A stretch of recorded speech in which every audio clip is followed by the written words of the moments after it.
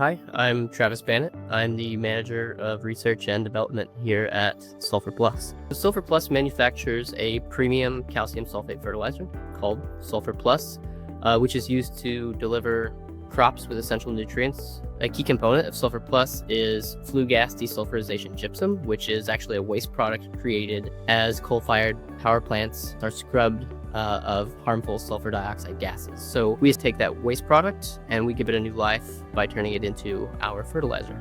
My name is Tim Ark. I'm Vice President of Innovation and Agronomy for Helm. Hi, I'm Ben Runge. I'm Marketing Manager within Helm Crop Solutions. So Helm is a large family-owned company. We're in the Crop Solutions group. In that group, we're mainly two makeups. We have what we call our crop nutrition, large commodity volume, ureas, MAPs, DAPs. SUL4R-PLUS is really our first specialty product within that group.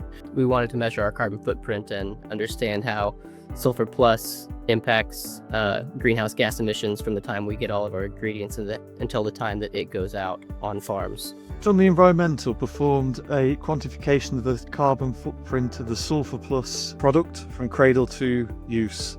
This provided a cradle-to-gate footprint of the product as well as the carbon footprint per acre of SUL4R-PLUS applied, and this was over various types of crops such as alfalfa, corn, cotton and different agricultural regions of the USA under 3 different tillage practices: conventional till, reduced till and no-till. So the calculations were completed in accordance with ISO 14067 in line with 14040 and 14044. One of the most interesting findings is that the cradle-to-gate carbon footprint of the SUL4R-PLUS product was calculated to be around 68% lower than conventional ammonium sulphate. The use phase of SUL4R-PLUS, so that's it applied to a field, results in net greenhouse gas removals of roughly minus 62.79 kilograms of carbon dioxide equivalent per crop cycle. This shows that a incremental benefit compared to the baseline, driven primarily by the increased biomass production that enhances soil carbon sequestration. Consequently, the net life cycle carbon impact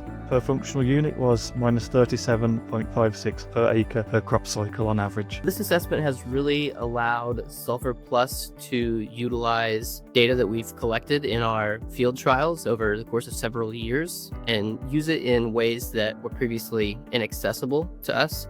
And so that's really where Tunley came in to help us take our product performance and crop production data and take it into more greenhouse gas based information.